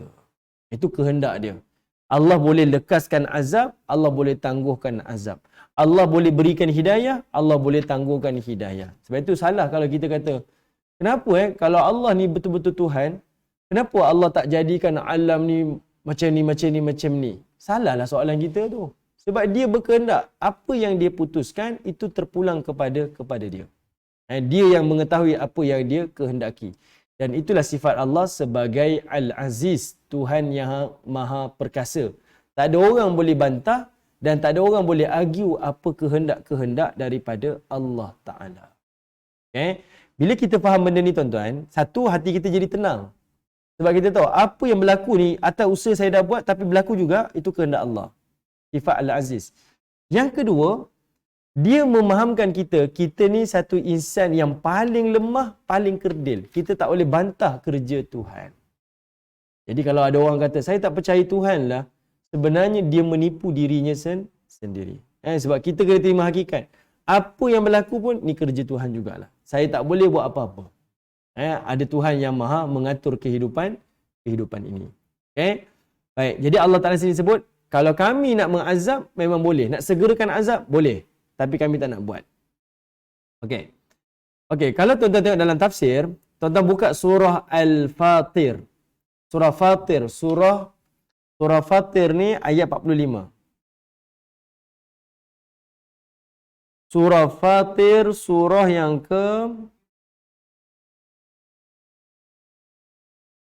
surah yang ke-35. Fatir surah 35 ayat 45. Ini nak tunjukkan pilihan Allah Ta'ala. Allah nak segerakan azab, tak nak segerakan azab, boleh saja. Kita tengok ayat 45, surah Al-Fatir. Surah 35, ayat 45. Allah kata apa? Walau yu'akhidhullahu nas kalaulah Allah nak timpakan kepada manusia itu bima kasabu, apa yang dia usahakan, ma taraka ala zahriha, disebabkan amal-amal yang mereka kerjakan itu kan, tentulah Allah ni ma taraka ala zahriha, Allah tidak akan tinggalkan ataupun biarkan mereka-mereka ni di atas muka bumi ni min dabbah. Maksudnya Allah boleh timpakan azab dan Allah boleh binasakan seluruh makhluk. Tak ada satu pun Allah tinggalkan. Allah boleh buat. Allah boleh buat. Walakin akan tetapi yuakhiruhum ila ajalim musamma. Akan tetapi Allah memberi tempoh kepada sesuatu masa yang telah ditetapkan. Ini kehendak dia, kan? Ini kehendak dia. Allah nak datang azab ke, sebab itu kamu jangan cabar. Turunkanlah azab wahai Muhammad, turunkan azab wahai Musa, kan? Pengikut-pengikut para rasul terdahulu. Cabar-cabar pula. Kalau Allah nak timpa, Allah timpakan. Kalau Allah nak halang, Allah akan halang. Itu terpulanglah kepada Allah Subhanahu wa taala. Kat sini kita akan nampak, ya Allah, sifat rahmat Allah tu kan. Allah boleh timpakan bila-bila, Allah boleh halang bila-bila. Kita ni selagi tak dapat azab tu, selagi tu tak sedar. Tahun lepas saya ingat lagi, masa kena banjir tu, ya Allah, penuh masjid. Penuh masjid masa kena banjir dulu, ya Allah, penuh masjid.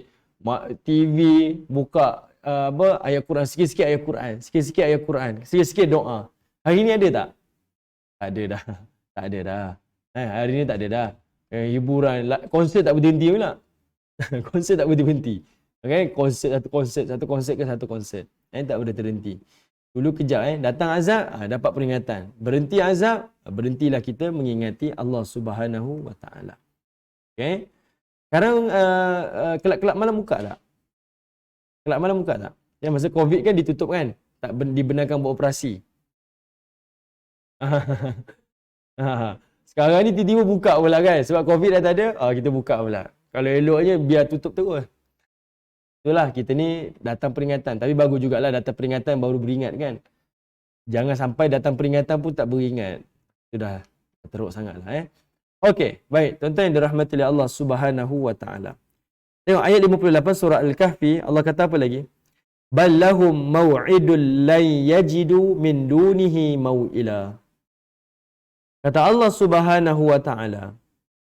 Tetapi Allah Subhanahu wa taala telah tetapkan azab itu pada waktu yang tertentu, la yajidu min dunihi mau'ila, yang mereka sekali-kali tidak akan dapat lari dan berlindung daripadanya. Allah ada tetapkan satu tempoh yang manusia tak akan dapat lari dan hindar daripada azab tersebut. Nak berlindung tak boleh, azab tak boleh, nak lari pun tidak boleh. Artinya waktu yang bertempoh itu, perbanyakkanlah kita istighfar dan taubat kepada Allah Subhanahu wa taala.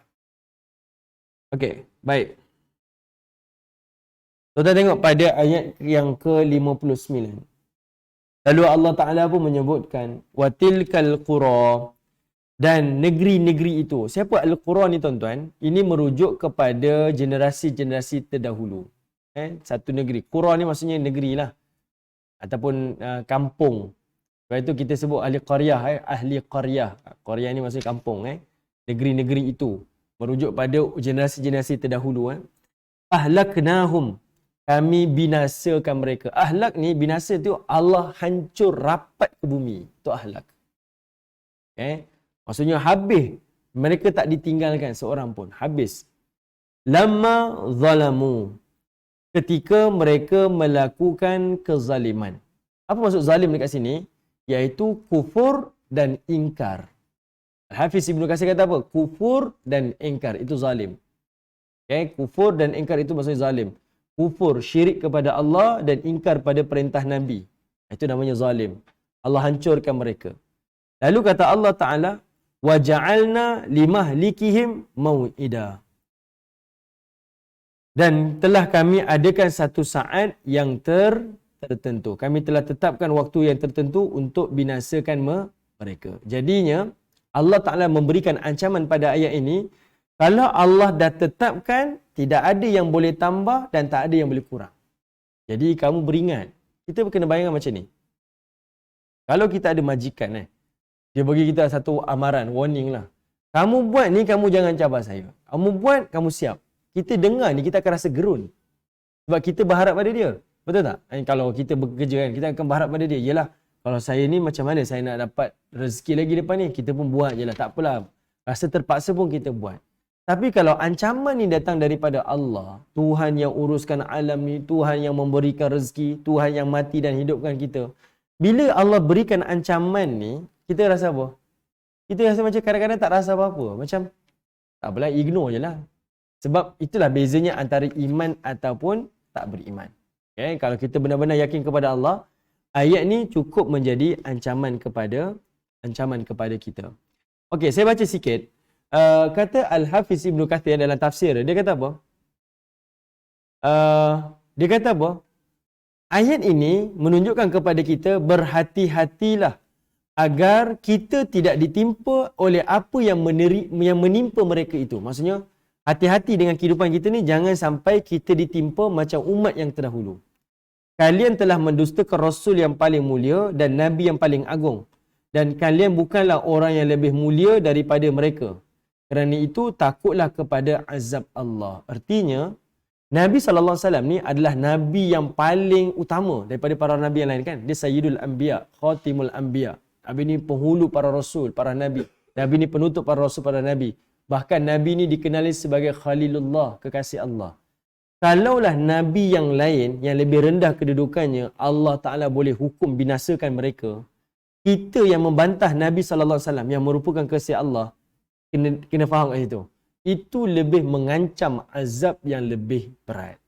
Dia kata Al-Hafiz Ibnu Katsir. Dia kata kamu hati-hati. Jangan sampai kamu buat sesuatu yang Allah bantah perbuatan kamu kepada Rasul yang paling dia kasihi. Sebab azab itu lebih tak terperi. Tengok umat dahulu datang ribut, datang macam-macam azab, datang musibah kerana syirikkan Rasul yang terdahulu. Kalau Nabi SAW lebih lagi lah azab tersebut. Ayat ni khusus kepada orang-orang musyrikin Mekah lah yang menolak dakwah Nabi ni. Tapi secara umumnya adalah kepada kita semua. Patuh kepada perintah Nabi SAW. Ingat apa yang Allah perintahkan. Okey, baik. Tuan-tuan yang dirahmati Allah. Kesimpulan yang kita bincang hari ini adalah bicara tentang kamu accept. Apa yang Allah sebut, accept. Kamu kena terima. Dan jangan dahulukan. Saya lebih tahulah, saya ada ilmu lah. Sebab yang inilah yang akan masuk kepada topik ayat 60. Cerita tentang Nabi Musa alaihissalam. Dia rasa dia lebih berilmu. Ini khilaf lah sebagai seorang manusia, khilaf lah. Kita ada kelemahan kita. Kadang-kadang kita terlebih cakap. Terlebih cakap kan. Kita rasa macam, awak siapa nak tegur saya? Saya ni, benda tu bagi kita khilaf lah.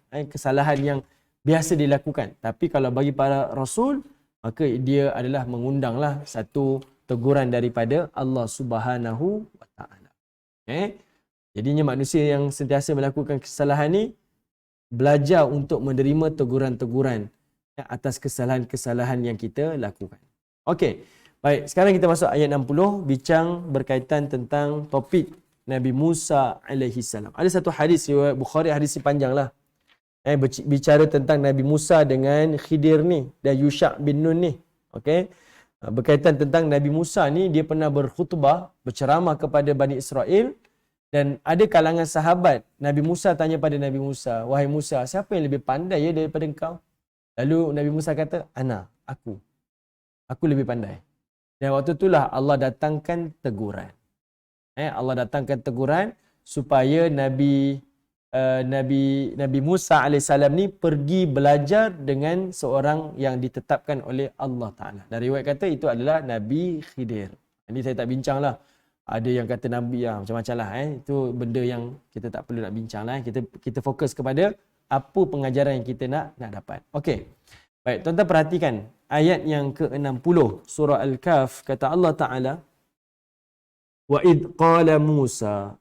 Dan apabila Musa pun berkata, li fatah, dia berkata kepada pemuda. Okey, fatah ni pemuda. Tapi inilah kehalusan bahasa Quran. Sebenarnya Nabi Musa bercakap dengan siapa? Pembantu dia, murid kanannya, khadam dia. Tapi bahasa yang lebih manis iaitu fatah, pemuda. Siapa dia ni? Dia ni adalah Yusha' bin Nun. Yusha' bin Nun ni dia adalah Nabi. Nabi Yusha. Tapi semasa zaman Nabi Harun dan juga Nabi Musa, Yusha ni adalah pembantu. Dia daripada kecil diasuh oleh Nabi Harun dan juga Nabi Musa alaihissalam. Dia duduk di bawah didikan dua nabi ni. Dan bila dia membesar, dialah yang mengganti tempat Nabi Musa alaihissalam. Dia dilantik oleh Allah menjadi nabi. Yusha bin Harun. Saya baca dalam tafsir Azhar, Hamka kata apa? Dia kata ini yang Belanda tiru, dia kata. Hamka kata Belanda tiru macam tu. Dia kata Belanda ni dia panggil dia punya orang gaji dia adalah jongen. Saya tak tahu lah itu bahasa Belanda kot. Dia tu jongen. Jongen ni maksudnya bahasa tu lembut lah. Tapi hari ni perkataan tu berubah sebagai satu penghinaan, iaitu dipanggil jongos. Saya tak tahu. Saya faham jongos ni jongang. Tapi Hamka kata jongos tu maksudnya satu perkataan dalam bahasa Belanda sebagai penghinaan kepada orang yang bekerja taraf rendah. Kalau dipanggil dulu dalam bahasa dia berlapik lah jongen. Jongen tu maksudnya dia kerja rendah tapi kita muliakan dia lah. Okay? Saya tak ingat lah. Ada seorang ni lah saya kenal dia. Dia ni ulama besar lah. Saya tak sebut nama dia, nanti kita boleh bincang lepas ni. Okay? Ulama besar. Dia ni dia ada pembantu dia. Pembantu dia orang muda. Orang muda. Tapi dia panggil pembantu dia apa? Dia panggil abang. Dia panggil abang. Abang. Dia ulama besar, tua dah. Tapi bila dia panggil pembantu dia panggil abang. Orang yang rapat-rapat dengan dia ni, yang memang bantu dia, khidmat pada dia panggil abang. Sebab kalau dia panggil nama tu, bagi dia lah kot. Dia akan rasa benda tu tak manis. Dan itu memang akhlak lah. Satu akhlak yang baik lah. Kita panggil orang tu dengan perkataan abang. Sebab dia bagi serve kepada kita. Kita memuliakan seseorang. Benda tu tak mengaibkan lah. Jadi Allah Ta'ala menggunakan teknik yang sama, iaitu Allah sebut Nabi Musa bercakap dengan pemudanya, iaitu kepada hamba dia, pembantu dia, murid kanan dia. Siapa? Yusha bin Nun. Okay? Apa kata Nabi Musa? La abrahu hatta ablugha majma'al bahrain. Kata Nabi Musa, la abrahu, aku takkan berhenti. Hatta ablugha, sehinggalah aku sampai majma'al bahrain, ke satu tempat yang berkumpulnya dua lautan. Okay. Sebenarnya bila Allah tegur Nabi Musa tu, bila Nabi Musa kata aku paling pandai, lalu Allah tegur Nabi Musa, iaitu memberitahu pada Nabi Musa, kamu kena jumpa dengan si fulan tu. Dan si fulan itu, kamu nak jumpa dia, kamu pergi ke satu tempat namanya Majma' Bahrain. Ada dua lautan yang bertemu. Kamu pergi jumpa dia. Dan kawasan tu jauh lah daripada kawasan Nabi Musa. Dan bila Nabi Musa dapat tu, Nabi Musa terus cakap pada bantu dia, aku akan pergi sejauh mana pun, tak kisah. Yang penting aku nak jumpa dengan siapa pemuda yang Allah perintahkan tu. Itu perkataan dia. Aku tak akan berhenti berjalan ni sampai ke satu tempat tu. Kemudian Nabi Musa kata apa? Au amdiya hukuba.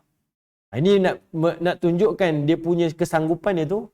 Kalau kita terjemahkan secara literal, au amdiya hukuba tu maksudnya aku akan berjalan lama-lama. Tapi dalam bahasa kita nak faham, Nabi Musa kata apa? Hukub ni artinya setahun. Ada riwayat kata 80 tahun. Artinya, kalau aku perlu berjalan sampai 80 tahun pun, aku akan jalan. Yang penting aku nak jumpa dengan si fulan tu. Itu nak tunjukkan kesanggupan dia. Okay? Ini cerita tentang fitnah ilmu ni. Starting dia tu. Allah buka cerita tu dengan perkataan tu. Aku nak pergi jumpa si fulan yang Allah suruh aku jumpa tu, walaupun aku kena tempuh jalan yang sukar ke, jalan yang jauh ke, berjalan sampai setahun, 80 tahun ke, aku sanggup. Yang penting aku nak sampai ke Majma' al-Bahrain. Para ulama tafsir kata, di manakah Majma' al-Bahrain ni? Pandangan yang paling kuat antara pandangan-pandangan ni, yang ni kita bincang sekadar je lah. Ni bukan nak kata benda ni pasti. Tapi sekadarnya. Majma' Bahrain ni ada yang kata iaitu satu tempat namanya Tanjah. Tanjah ni dalam bahasa Arab lah. Kalau dalam bahasa hari ni disebut sebagai Tangier. Tangier ni dekat Morocco. Tangier ni dia berada di sempadan antara Morocco dengan Spain. Dekat situ ada lautan yang dia bertembung. Ada pertembungan lautan lah. Di situlah katanya. Ini sebagai riwayat lah. Dan riwayat ni antara yang disebutkan oleh para sahabat dan juga para tabi'in. Kemudian ada juga yang kata dia adalah merujuk kepada lautan Parsi bertembung dengan lautan Rumawi. Lautan Rumawi ni daripada barat, lautan Parsi ni daripada timur. Jadi dua lautan tu bertembung. Dekat tempat tu lah pertemuan Nabi Khidir dan juga Nabi Musa alaihi salam. Okay. Ini sekadar saya bagi tuan-tuan. Mana tahu tuan-tuan boleh Google ke. Mana yang ni?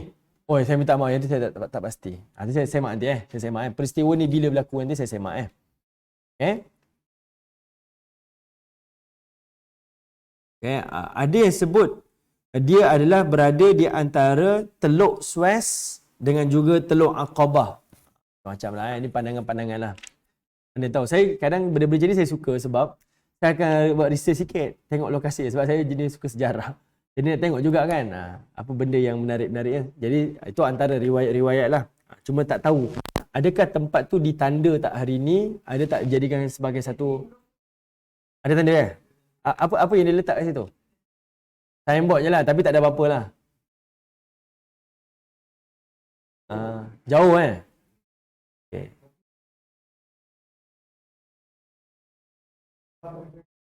Ya betul. Kat South Africa pun salah satu pandangan menyebutkan dia berada di South Africa. Tapi okey, jadi apa yang kita boleh nampak, satunya betul lah yang macam Nabi Musa kata ni, au amdiya hukuba. Aku sanggup jalan walaupun cecah 80 tahun. Sahabat kata hukub tu artinya 80 tahun. Jauh lah perjalanan tu, sanggup. Jadi kalau hari ni pun kita sendiri rasa jauh ni, nak naik bot sampai ke tempat ni kan. Macam itulah dengan Nabi Musa AS. Pengajaran dia apa tuan-tuan? Allah nak tunjukkan kepada kita, iaitu kalau kita dah berilmu macam mana pun, kita kena ada kesanggupan menempuh jalan yang jauh semata-mata untuk terus belajar dan terus belajar.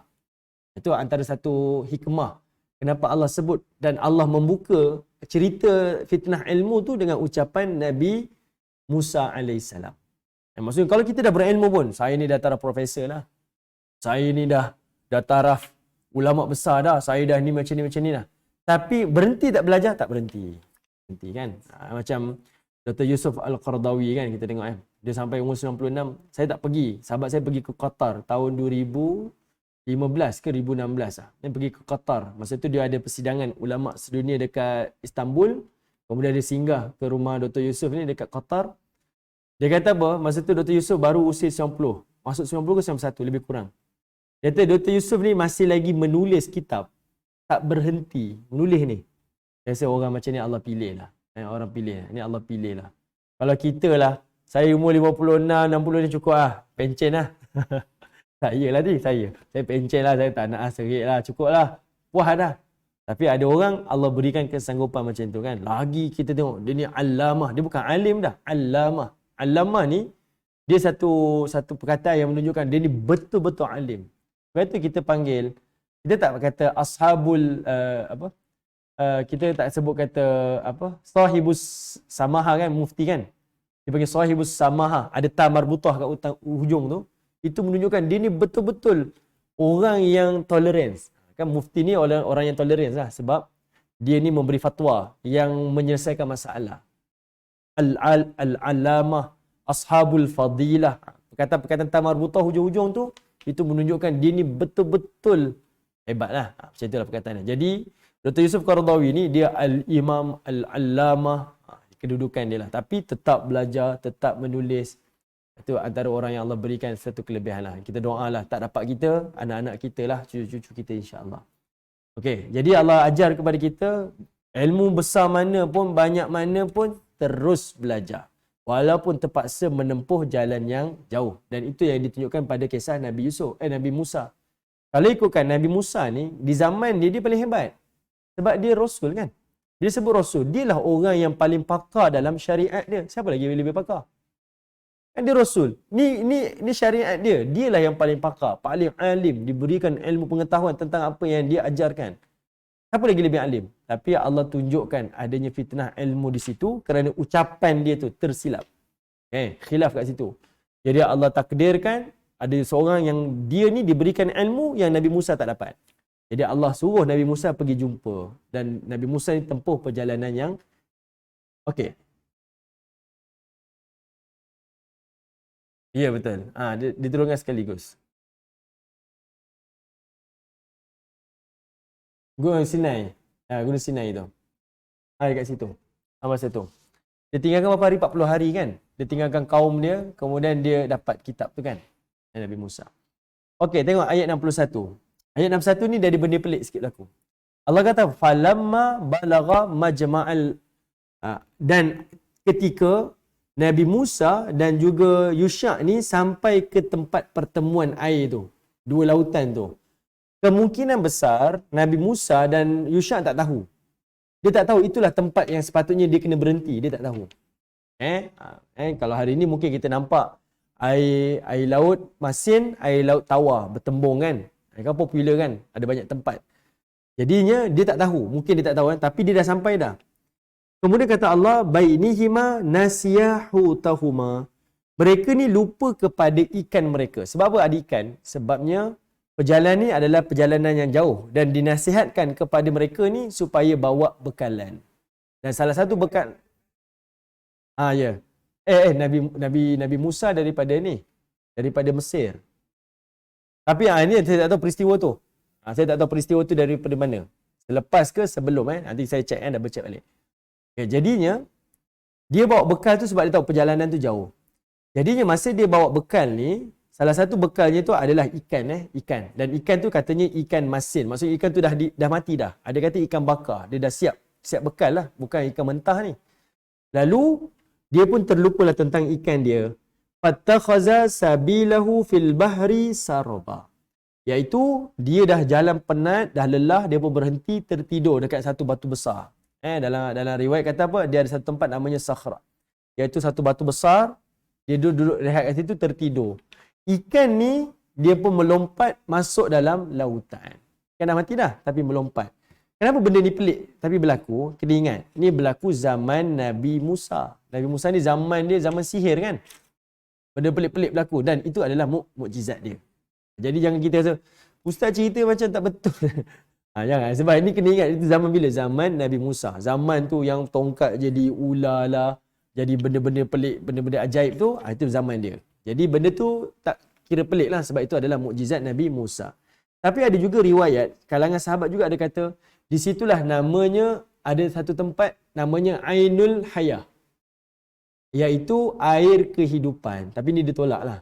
Maksudnya siapa yang minum air ni dia takkan mati. Ada.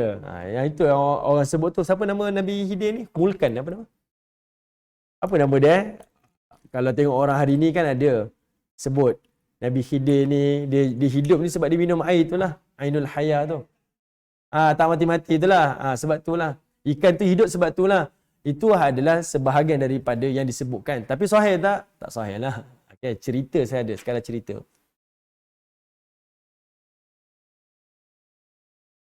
Dia nak dapatkan benda tu. Ainul Hayah. Okay. Tapi yang sahihnya apa? Telaga Kausar. Itu minum lam yazma'u abadan. Tidak akan dahaga sampai bila-bila. Minum hilang keresahan, hilang ketakutan di yaumul mahsyar. Itu yang kita nak. Okay. Ainul Hayah ni tak payahlah. Hidup sampai bila pun, bila kiamat, kita tak nak tengok kiamat tu. Kalau boleh tak nak jumpa Dajjal. Kalau saya lah, saya tak nak jumpa Dajjal. Saya tak nak tengok masyarakat yang teruk, kata Nabi SAW. Masyarakat berada di hari kiamat tu, masyarakat yang paling teruk dah. Jadi buat apa nak hidup lama-lama ni? Kalau hidup makin tua, makin tak larat, makin menyusahkan anak cucu, baik mati. Kan? Jadi tak payahlah bercita-cita nak hidup lama. Okey, jadinya Nabi Musa ni dengan Yusha dia berehat. Ikan tu hidup, kata Allah Ta'ala, fattakhaza sabilahu fil bahri saraba. Ikan ni dia lompat masuk lautan dan Allah kata apa? Sabilahu fil bahri. Ada jalan dalam lautan tu. Okey, ada jalan dalam lautan. Apa maksud ada jalan dalam lautan? Contohnya terjemahan dia tulis terjemahan apa? Ayat 61 tu. Terowong bawah tanah Okey, sabil ni dia sebenarnya lorong. Jalan kita jalan ataupun lorong. Sabil ni dia merujuk kepada katanya ikan ni bila dia lompat masuk dalam air tu membeku. Air tu dia macam ada berlubang. Lautan tu berlubang. Okey. Dan Yusha nampak benda tu. Yusha nampak. Cuma Yusha tak kisah. Sebab apa? Dah riwayat kata apa? Yusha ni dah banyak kali tengok benda-benda pelik. Sebab dia hidup dengan Nabi Musa kan. Nabi Musa mukjizat pelik-pelik kan. Dia kata dia dah banyak dah dan dia tak rasa benda tu benda yang dia buat jadi dia excited lah. Kalau kita excited lah, berlubang lautan. Contohlah kita akan kejutkan Nabi Musa, tapi dari riwayat kata apa? Dia tak kejutkan Nabi Musa sebab benda tu dia rasa tak pelik pun. Dia rasa biasa sangat lah. Saya dah tengok banyak kali. Bahkan lebih pelik benda yang pernah berlaku pun saya pernah tengok dengan Nabi Musa. Jadi dia rasa benda tu tak pelik. Cuma benda tu sebagai tanda. Sebab lepas tu dia teruskan perjalanan. Lalu baru tersedar ikan tu hilang. Barulah dia cakap dengan Nabi Musa. Saya nampak hari tu ikan tu melompat, lautan berlubang. Sebab masa ikan tu lompat, kawasan yang ikan tu lalu, kawasan tu kering. Maksudnya tak ada air yang mengalir dah. Berlubang. Sebab itu dia panggil terowong dalam tanah lah. Banyak terjemah lah perkataan tu. Sabil kat situ kan. Sebab itu Allah gunakan perkataan sabilahu fil bahar. Ada satu jalan ke lautan. Okay. Baik boleh dapat Okay. Ini pelik lah. Benda ni pelik ajaib benda ni berlaku. Kemudian Allah kata falamma jawaza qala li fatah. Maka setelah keduanya melepasinya, berkatalah Nabi Musa kepada orang mudanya, atina ghada'ana. Bawakan kepada aku lunch kita. Ni perjalanan ni menunjukkan kepada kita perjalanan tu dah lepas. Dia dah bangun tidur, dia dah jalan teruskan perjalanan dia. Barulah Nabi Musa ni rasa penat, dia berhenti, dia kata dia nak makan. Dia nak minta kepada Nabi Yusha iaitu makanan. Laqad laqina min safarina hadha nasaba. Lalu kata Nabi Musa, sesungguhnya kita ni dah dalam perjalanan dan saya betul-betul penat dah. Saya dah letih lah, saya nak makan lah. Qala, maka kata Nabi Yusha, ara'aita id awayna ila sakhrah fa inni nasitul huta wa ma ansaniyahu illa syaitanu an adhkurah. Kata Nabi Yusha, tidakkah engkau perhatikan ketika kita berhenti dekat Sakhra tu, ada satu batu besar yang mereka tidur tu, maka aku telah terlupa. Fa inni nasitul hut. Aku ni terlupa tentang ikan tu. Al-hut, ikan tu Aku lupa tentang ikan tu. Ada kata ikan masin, ada ikan bakar. Wa ma ansiyahu illa syaitanu an adhkurah. Dan aku pula terlupa nak mengingatkan kepada engkau tentang benda tu. Aku terlupa nak cerita kepada engkau pasal benda tu. Sebab apa? Sebab ini adalah syaitan lah. Dilupakan sebab aku sifat tu lah. Okey. Lalu kata Yusha lagi, wattakhaza sabilahu fil bahri ajaba. Lalu ikan tu melompat ke dalam lautan dengan cara yang ajabah. Rasa benda yang aneh lah. Takjub, pelik lah. Lalu ni Yusha ceritalah apa yang dia nampak sebelum tu.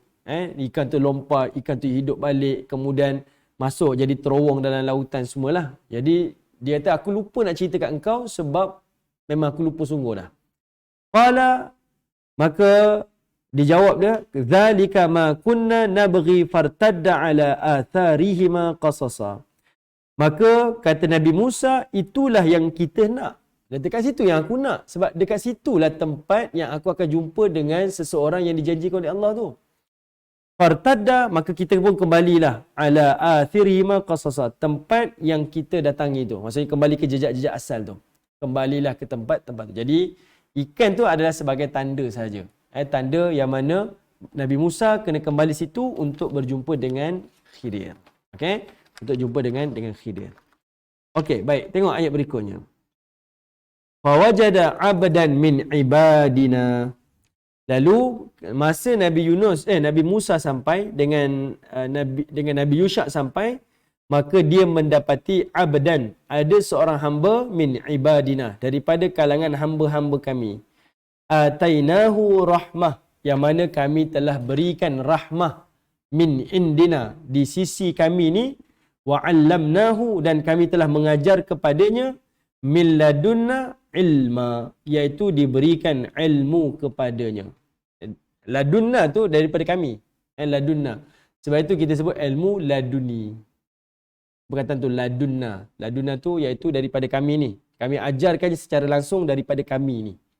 Orang kata laduni, ilmu laduni tu. Itu perkataan ladunna tu. Hari ni ada ke ilmu laduni ni, tuan-tuan? Hari ni ada ke? Kalau dia kata saya ni ada ilmu laduni tapi dia tak belajar syariat, dia tak beribadat, tuan-tuan tinggalkanlah. Tak payahlah. Kalau nak kata wali ni, Nabi tu lebih wali lagi lah, ketua wali. Para sahabat tu ketua wali. Dia orang pun solat. Kita sampai tahap wali, saya tak solat dah sebab saya wali. Sedangkan mereka yang bertaraf, ialah para sahabat Nabi ni. Kalau Abu Bakar As-Siddiq, ini kita kalau nak kata wali lah, dialah yang paling wali sekali.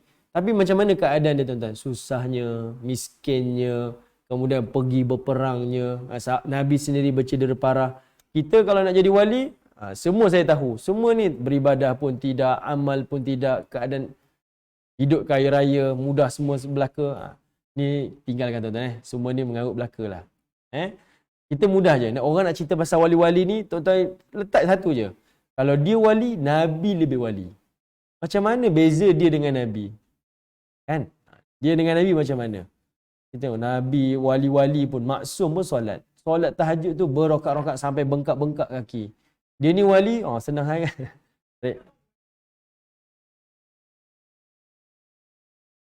Betul. Dia sendiri tak tahu dia wali. Sebab itu, salah satu ajaran sesat, iaitu, kalau dia ni kata, kalau kamu nak belajar ni, kalau kamu nak tahu benda ni, saya boleh ajar. Tuan-tuan tinggalkanlah. Sebab, kalau dinamakan sebagai ma'unah, ataupun dipanggil sebagai karamah, benda tu adalah gifted. Gifted ni mana benda belajar tuan-tuan? Dia ada satu kurniaan kan? Pemberian. Macam mana kita boleh belajar? Tapi dia kata, ni ilmu kebal ni, kamu boleh belajar ni. Tuan-tuan tinggalkan. Ini semua sihir ni. Ini semua ajaran-ajaran mengarut lah. Tinggalkan. Kalau betul ada ilmu kebal, Nabi dalam perang tu Allah bagi ilmu kebal lah. Nabi pun cedera parah. Muka pecah-pecah. Tapi kalau nak jumpa wali dekat sini, Abang Syuaib lah. Wali nikah. Wali nikah. Sebab ada anak perempuan kan, jadi wali nikah. Boleh. Okay. Okay, kita berhenti dekat sini. Ayat ni panjang lagi. Tapi kita akan jumpa nanti ayat-ayat selepas ini. Cerita tentang perbualan, dialog. Dan saya percayalah sebahagian tuan-tuan mesti dah tahu dah. Sebahagian perkara apa yang berlaku antara Khidir, Yusha' dan juga Nabi Musa AS. Tapi kita akan galilah sedalam yang boleh, yang saya mampu. Kita akan belajar apa pengajaran-pengajaran yang kita boleh dapat. Saya hanya tadi go through saja. Dan saya pun tak bincang daripada hadis Nabi. Nabi ada cerita tentang kisah ni dalam satu riwayat daripada Al-Bukhari. Nanti kita akan bincang. Wallahu ta'ala a'lam. Assalamualaikum warahmatullahi wabarakatuh.